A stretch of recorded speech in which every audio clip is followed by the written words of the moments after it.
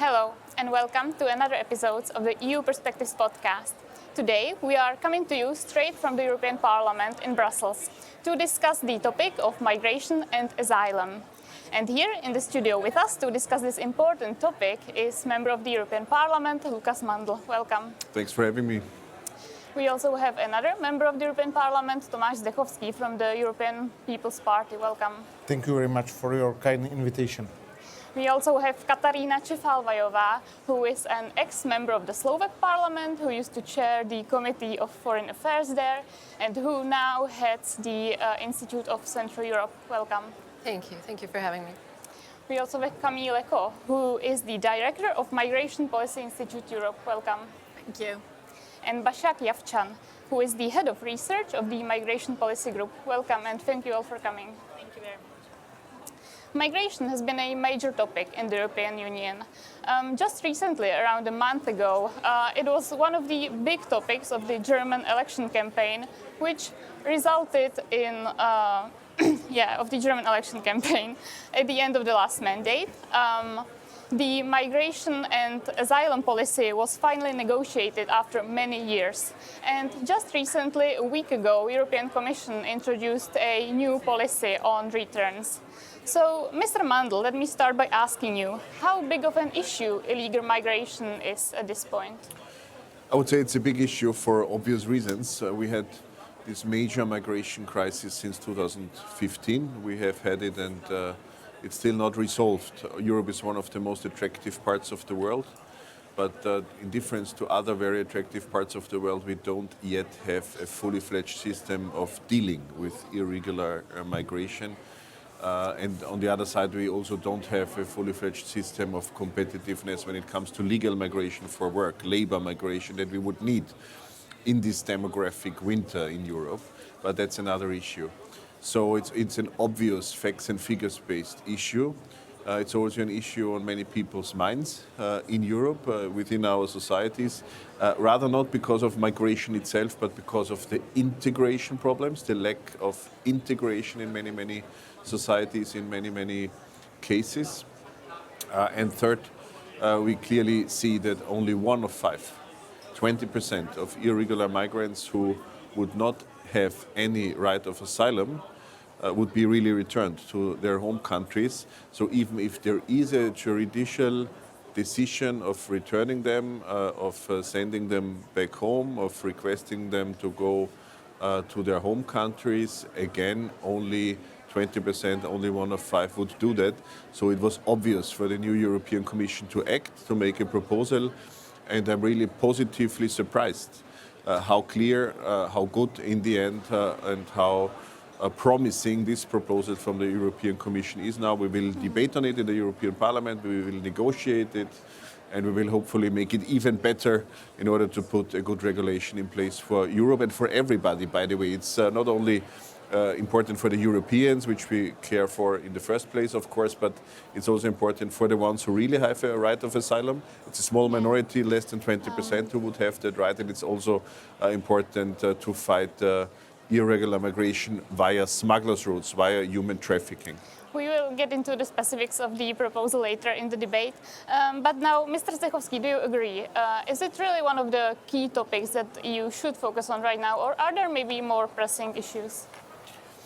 Of course, if you have it, some another MEPs, he will start it with other issue, but from my view of the politics in the Central European country, as a Czech Republic is, I think that security and immigration, what are very close linked to many topics, it's one of most important topics, because all populist parties are raising up on these topics. It's very easily say he is other, also why he has privilege to stay.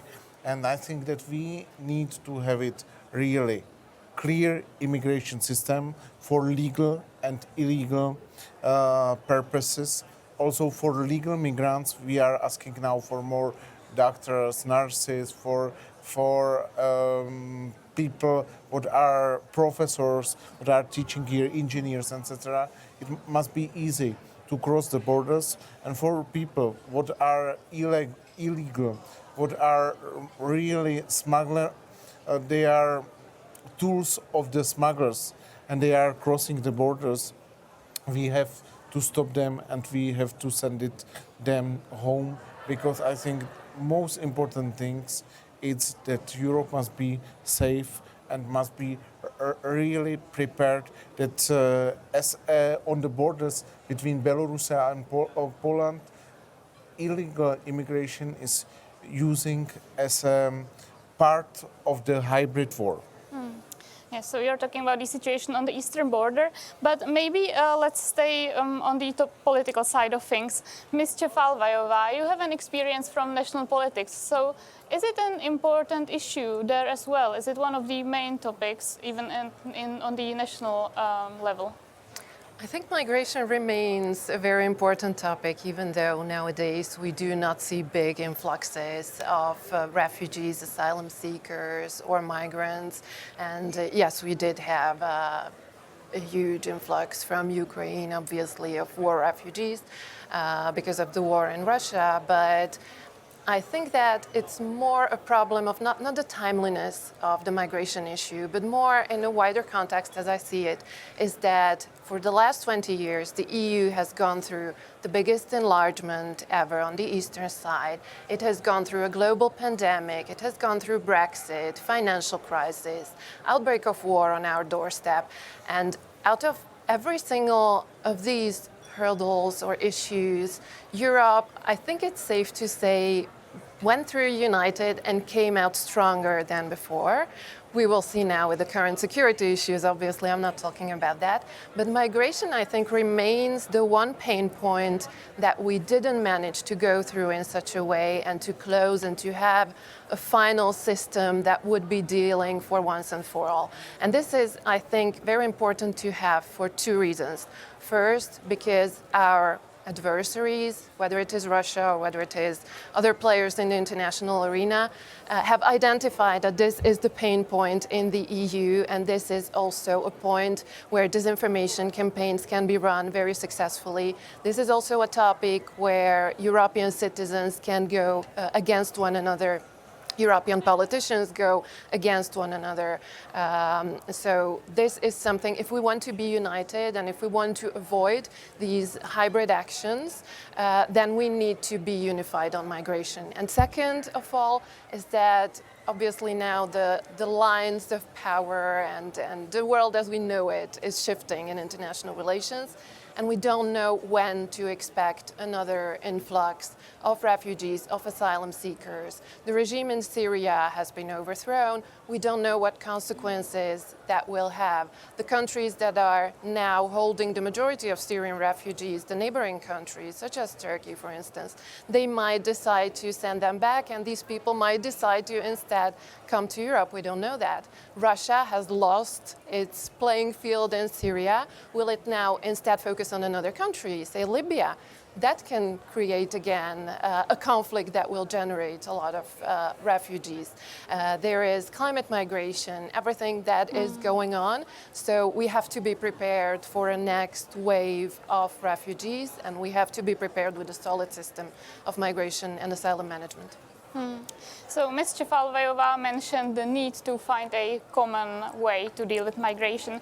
One of these steps should be the proposal that the European Commission proposed last week on the return policy. So Ms. Le Coz, could you please explain in short what the proposal actually is? Yes, so what has happened in the past years, so there's been this long negotiation on the Migration Pact, which was adopted before summer last year. But a missing part of this proposal was on return. There remain 27 member states with 27 return systems. And as was described, this continues to be seen as a weak point in terms of EU policies with return rates that are deemed too low. There is question on the numbers. I think there's question on whether this is 20%, whether the figures actually are higher in terms of what member states managed to do. But what is clear is there is this different systems that coexist. And the proposal last week was aiming to have a conversion of member states, which in a way will take a long time because all of these states have different priorities. They work with different countries of origin.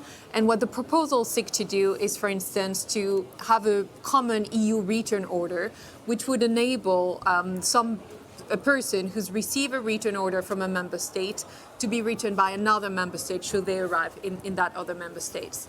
Overall, this proposal is tougher on return. It increased, for example, the duration of detention for people who receive a return order. But it also foresee an increased role for an agency like the EU border agency Frontex in terms of what it can do on return. What's new also with this proposal, and I'll end here, is this idea of return hubs, which has been, advocated by a number of member states, which is to conduct return in a country to a third country where the person who's being returned doesn't have an existing link. Ms. Yavçan, you've studied return policies in different member states. So what are the main obstacles? Why didn't it work? Why doesn't it work now? Well, we've talked about harmonization, actually, how being united is so important on this issue. And unfortunately, we do see a lot of divergence of the return policies across the EU member states. In particular, there are different directives in place. There are different dimensions of return. Voluntary or forced returns are implemented differently. Alternatives to return are offered at different rates. In some countries, they don't exist. In some countries, there are very extensive regularization programs, and human rights provisions are also very different the way they are implemented, which is one of the concerns of many organizations, non-governmental organizations that are dealing with this issue.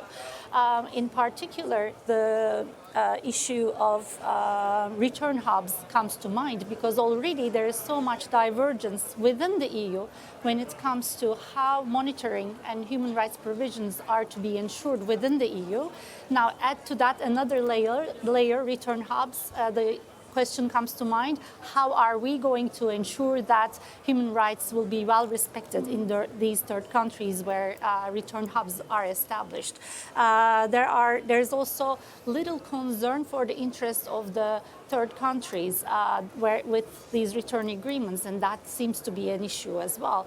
Because when we talk about return, it's usually it's not really far-sighted to see it as a one-shot event. When we look at the studies of the returnees, actually someone who is returned back tends to come back again. So that brings us to the issue of sustainability of return, really people being returned, staying where they are, which requires that they are reintegrated into the countries of origin. In a lot of cases, these are rejected asylum seekers, and those rejected asylum seekers, for them it may be time. There could be peace in their country right now, but is there really an inclusive societal environment, economic environment for them? And that requires the involvement of the third countries. There's a lot more to be mentioned, but I'll stop it at that. Mr. Mandl, so we've heard some issues about the proposal. So what do you think about it? As I have already said, I think it's a good one. Why do I call it a positive surprise, as I did before? Because I've been here in this parliament for 7.5 years now. I'm the longest standing Austrian member of the European People's Party group, and I was used to very controversial Commission's proposals in the past. Controversial from, I would say, the side of common sense and the side of people's approach and people's concern. And this is why, as a People's Party representative, I was often critical on Commission's proposals in the past. I mean, I have to remain critical as a general attitude because this is my obligation as a parliamentarian, but being critical, I observed that this is a very good proposal because it addresses the real problems and it does not only, let's say, address the one or the other sentiment, which might be also accepted in the so-called Brussels bubble. It really addresses what people's concerns is. And it will, and that's the most important thing, it will actually help to have much more returns than only these 20% we had in the past. And this will be important not only for the returns themselves, this is already something, this will also be important in order to fight human trafficking, to fight smuggling, to fight this organized crime, because when it will not be that easy to collect people's money, to put people's life at risk, by the way, what human traffickers do, and to send them to Europe as irregular migrants, if it would not be that easy anymore, it will not happen so much anymore. People will not be so much uprooted. That's why this regulation will also be in the interest of those who would be uprooted anyway. And it will also be in the interest of those who have a right of asylum. That's an important right. I mean, we are still Europe, and we remain to be Europe, and we have certain values to be defended, and this is our role. This is also where we are an example for the rest of the world, actually. So who really would be threatened at home, politically, and for other reasons, will have a right of asylum if it's by law given. But also for these, it will be better to integrate, and it will be easier to arrive, to fully arrive in Europe when not so many, a vast majority will have to be sent back. Mr. Zdechovský, do you agree? And also, do you think that there will be a majority for that proposal in the European Parliament and also for the Council? Is it really something that the majority of the political group can agree on? I think that return politics is the key. Also, this is something what is essential, what was well discussed, what's discussion started in 2015, 2016. Also, it's not something new, and I think that the proposal is logical. I disagree not with 9% of comment from the right wings of the countries that it will be not used for right purpose. I think that it's absolutely clear. Let's go in the right way, but it's essential, especially in these times. Don't be naive, because I think that what you mentioned, that it will be something happen to the asylum seekers what were refused in the third country. I think we can do very good agreement with the third country. We can participate on this process of reintegration. We can really use a lot of tools with the third countries to make a dialogue. And I think now is the act. Now is the time for the act and for the action. Not really be here and stay in another position. If we will stay, I think that AfD will be next biggest party in Germany. You have it, your FPÖ, what is really against the systems, or you have it now, the parties in the France and in other countries what are still growing. Also, I think this is only about do our best to solve the problem as European Union, because it's not possible that if I will someone take out from the Sweden, he will come to Belgium or Netherlands or Germany, and he will continue in the second, third or fourth process of asylum seekers form. And I think it's really shameful for European 21st century that the system doesn't work together. Well, looking at the data, it is true that Europeans definitely do want action in that area. The Eurobarometer survey that was published last July showed that together with environment and climate change, it is one of the top areas where respondents think that the EU should address it as a priority. So, Ms. Cséfalvayová, why do you think that is? And do you think that it is enough that these citizens see that the European Union is trying to do something about the issue to maybe let them know that it is being handled? I think in an area as the European Union is, and in particular the Schengen area, I think that it would make the most sense in an ideal world if asylum and migration was governed by the EU. Unfortunately, now it's not the right time, perhaps, to call for more integration, or it's not realistic, perhaps, to have more integration in European policies, whether it is migration and asylum policy. But still, this is, I think, a very good sign of breaking that issue down to smaller things, and then the return policy should be handled, obviously, because it's more effective, because it will be more beneficial, less costly, and it will disable some individuals that were using the loopholes in the systems, that were denied asylum in one country and then applied in another country. And from the citizens' point of view, I think it is very important that we try to restore the trust of the citizens that Europe is doing something, because we have a rules-based order. We have a lot of rules that the citizens have to respect, and then they do not regard it positively if a person has been decided by an asylum process that has gone, regularly according to the law, according to the rules, and it has been decided, whether it is too strict or not, that this person doesn't fulfill the criteria to be granted an asylum. And if such a person is still in our area, in the EU, then it's, of course, it doesn't evoke trust of our citizens. So I think that this is a very important point that needs to be stressed. And I think this is also what the European Commission is trying to achieve, is to gain the trust of the citizens, that not extreme solutions, but that there are common European, normal, rational solutions that can be applied. We know how long the European legislation process sometimes takes. Mr. Mandl, isn't it too late now to restore the trust of the citizens? It's about time, I would say. It doesn't help to. It's philosophically always interesting, and also for historians to reflect on what could have been done earlier already, but it's about time. So we have to act quickly, and I can only confirm what you've just said. Sometimes it takes really long, sometimes too long. We have negotiated on the asylum and migration package for 3.5 years in the Home Affairs Committee here in the European Parliament, from fall 2020 to April last year, 2024. In the last but one plenary session before the elections, the plenary was ready to vote on it, and parts of it were really tightly voted.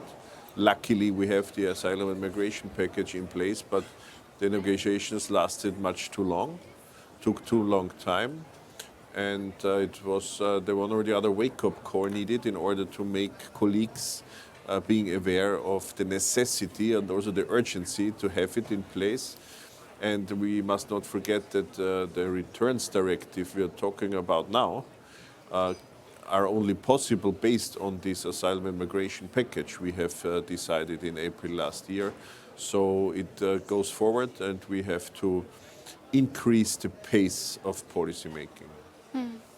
Ms. Le Coz, we've heard about the return hubs, but what it really is dependent on is on the cooperation from the other states where such hubs might be hosted. So do you think that Europe will be successful in negotiating the terms which would, on one side, ensure that the people who go there are treated as they should be, but on the other hand, it actually works for our return policy?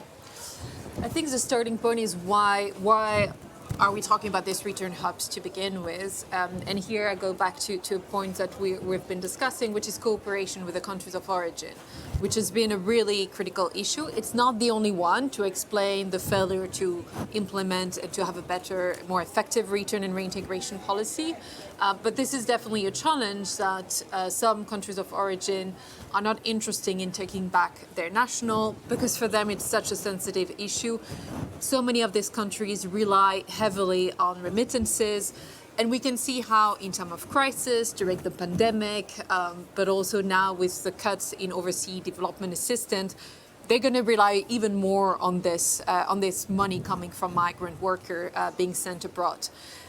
So we have this lack of cooperation, and what a number of member states are now suggesting, it's like they could bypass a cooperation with the country of origin and work with a third country. There's been talk, for instance, between Netherlands and Uganda, that maybe Uganda could host one of these return hubs, which means that third country national who've received a return order and that the Netherlands could not send back would be sent to Uganda. Here, a key question is like, what exactly is going to happen to the people when they get to Uganda? Will they get legal status? Will that be a stop and then they will be returned? Many questions. What I think it's clear, it's like these will not be pilot. The EU legislation was preventing it so far. The proposal, as the Commission has framed it, will open for this experimentation. I think most likely they will happen at bilateral level because it will be extremely challenging for the EU to negotiate an EU-wide agreement. We can see how with other models that are different but are similar, like the UK Rwanda deal, the Italy Albania, they're different in the model, but they rely on this bilateral agreement. So maybe this partner can be found enough money, but also agreement on diplomatic support or certain cause can be brought forward. The question is like, is that really going to help? Can these models help implement return in a way with standards that remain?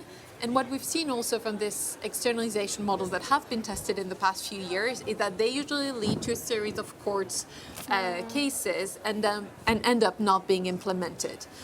We've seen last week that the UN Migration Agency, IOM, has declared that it was open to support some member states to pilot this initiative. So I think the question is open, but I would also encourage to learn from what we've seen from recent experimentation, that they usually are very expensive and do not work. And here I'll just end with alluding to the fact that we're talking about this return proposal, but a lot has happened on the ground in terms of giving access to people for counseling so that they have better clarity on their legal status, and offers such as assisted return and reintegration are offered to them with an assistance to reintegration in their country of origin. Of course, this has not been enough, as we've discussed. Challenges related to reintegration remain enormous, but this has been a step toward better cooperation with the country of origin, which I think we've seen made progress in the past few years. Ms. Yavçan, we've seen this situation in the UK where there was the Rwandan model and then they basically stopped it before it even began because of the elections. Doesn't a similar situation, might that not also happen here? Didn't we see that really it is not a completely working model? I think this is a great question, and that's also one thing that we try to really focus on, analyze well. What kind of outcome do certain policies bring? And I think Camille's point really touches upon the issue where the previous externalization models actually have shown us that it's not always effective, and a lot of times these agreements with the third countries in return for financial assistance, developmental assistance, and for keeping refugees in their borders have backfired and have not been really long-term all the time. For instance, when there were maybe initially in the short run, when there are joint interests, joint preferences on policies, they may last. But whenever there is a little tension, these kind of arrangements actually empower those third countries, and that brings us to the instrumentalization of migration. And so we've seen that doesn't always work, and it really empowers third country vis-a-vis the EU. And is that really a sustainable solution if the same approach will be implemented on these return hubs? And why would then the question arises, why would a third country accept to be a return hub, right? What would be the benefits? And if the benefits are very short-sighted, whenever there is a potential conflict between that country and any of the EU member states, we've seen this with Morocco and Spain, Belarus and Turkey and the EU, that it can really backfire. So I think in terms of whether or not it can work, it needs to be really studied well, and we have a lot to learn from the past. And that is precisely why third countries need to be at the table, different sectors from third countries, not just leaders who do not maybe have legitimacy among their people, but all the sectors within their community, opposition parties maybe, NGOs maybe, should be at the table negotiating these return hubs, return agreements all together. You're raising some questions about the newly proposed return policy, but we also have the rest of the Asylum and Migration Pact, which will fully enter into force in 2026. So looking at the rest of the package, can that improve the situation? It partly depends on how it is implemented as well. As I said initially, there is still a lot of divergence among the EU member states on the way asylum processes are implemented, on the resources available. Also on the legal, like that is part of the legal pathways, right? Asylum, but also what is afterwards, integration of migrants, or what are the legal pathways available. For instance, we've been talking about the high-skilled migrants initially, a very important point that was brought up. And but when we look at the processing of the Blue Card Directive, 2/3 of it is processed by Germany. The rest is really very small number. So still a lot of EU member states need to catch up with this. So the legislation is there, for instance, with the Blue Card Directive, but it is not implemented well. That's why I was referring to the implementation issue with the Asylum Pact as well. And there are also issues within the Asylum Pact also touching upon the human rights issue that can galvanize the situation because of the very divergent capacities of the member states. And the biggest concern of the countries, the frontier countries, was that they were worried. Spain, Italy, Greece were really worried that they would end up taking up all the asylum seekers. So if that ends up being the case and all the rest of the countries not taking their share, so to say, then the way it is implemented will not be also long-term and sustainable. Ms. Le Coz, which specific points will you be watching during the implementation phase? I think there are a few. We've been talking about the narrative of failure, that EU is not in control. This pact was was presented by the European Commission, by most member states, as a show of unity that was long lost on this migration file. Now the pact has disappeared from the news. There is a lot of other things happening. But I think it's going to be critical to see how do we maintain political support at EU level for this common framework. And we're seeing already these glitches, including with the Polish presidency, mindful that there is also a national context in Poland that explain for this situation.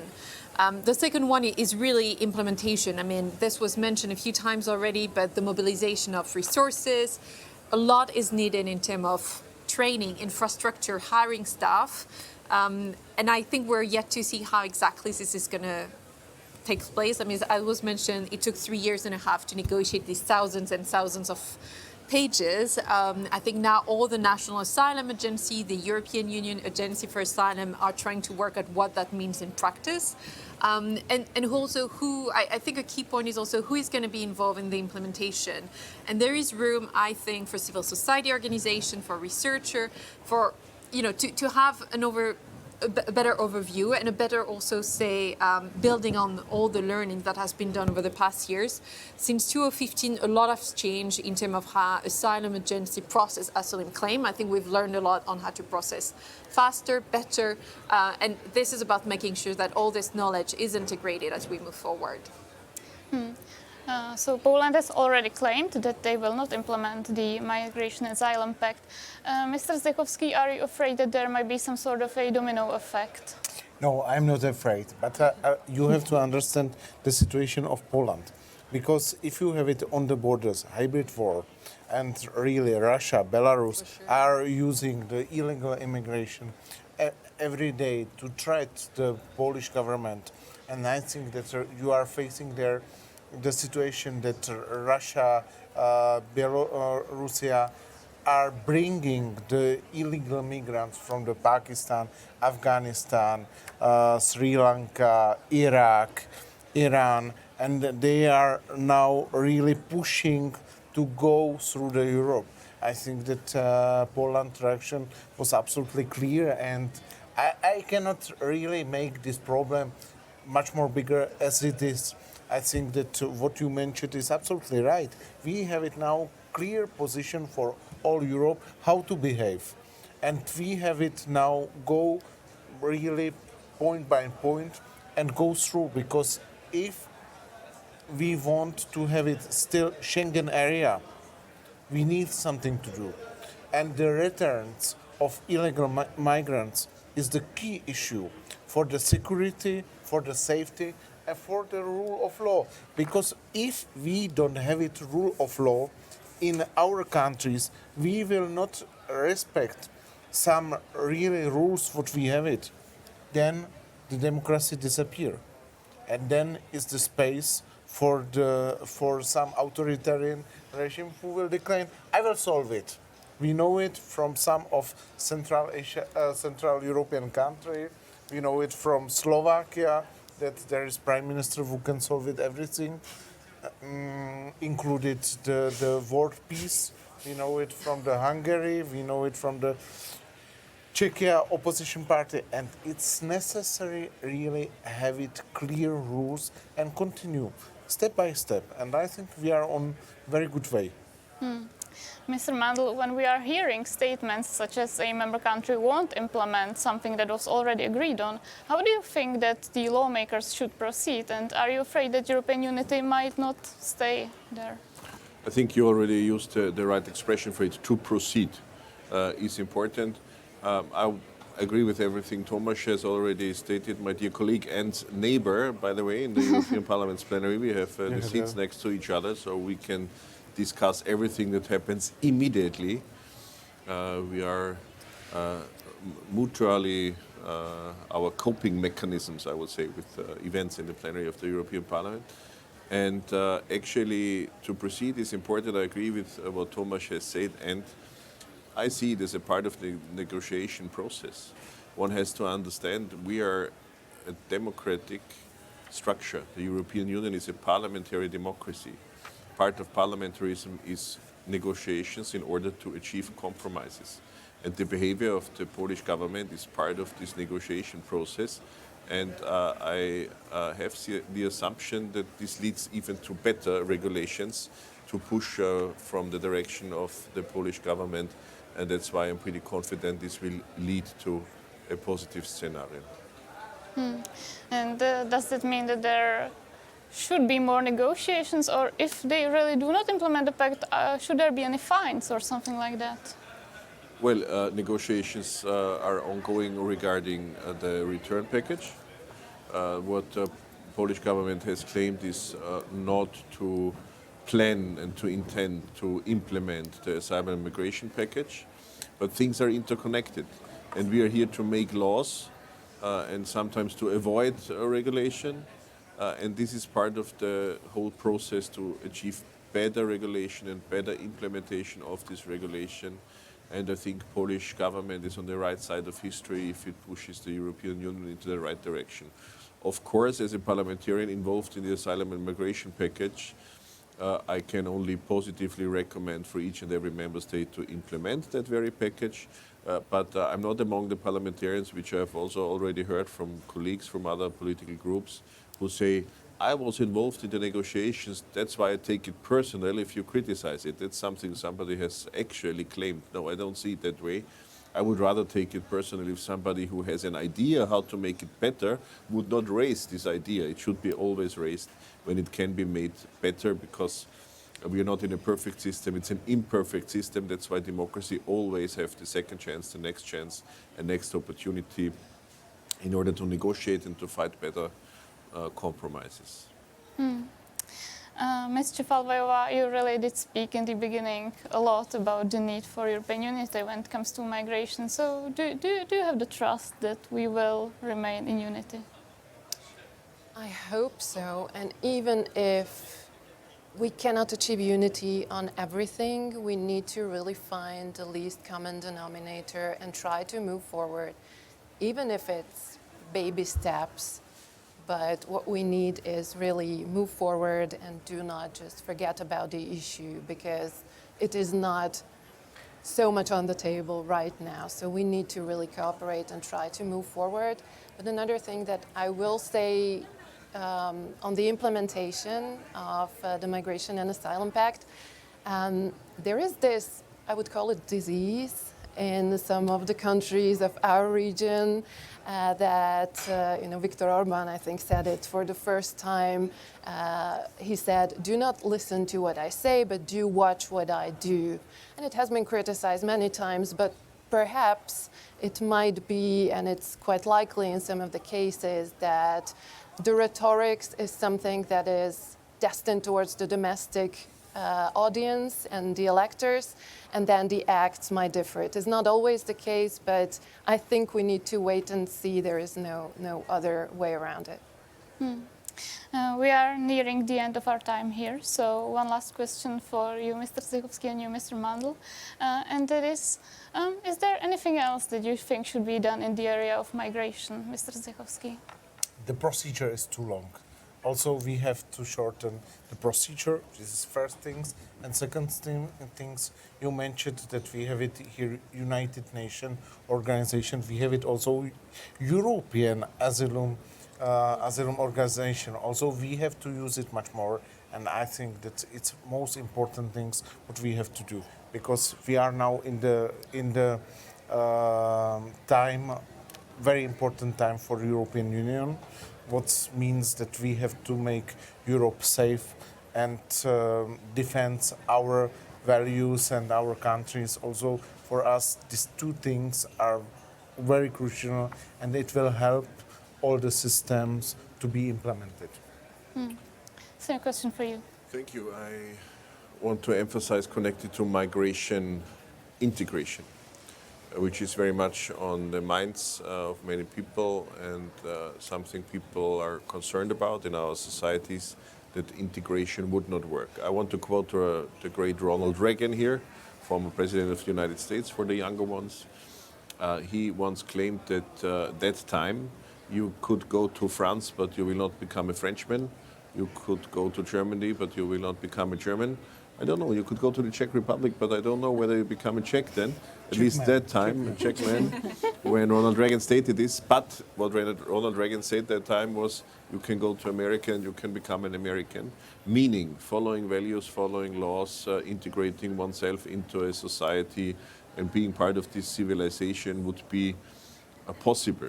And this is what I want to see possible for Europe and for the European Union. And this is a long, long path ahead to go. We don't have proper integration in place. I guess I can say that for each and every member state in the European Union. And this is something, each and every political level, by the way. The European Union can and will not solve this on its own. It's rather the local level, the regional level, the national level, of course. And it's not only political level, it's each and everybody, especially, of course, the ones who come to our countries and to Europe, to work as best as they can on integration. And then bring us to the end of our podcast. As we've heard, it is not a simple issue, and there are no simple solutions. So I believe that the conversation will continue. Thank you all so much for coming, and thank you all to our viewers for listening. And we will see you next time. Thank you very much. Thank you.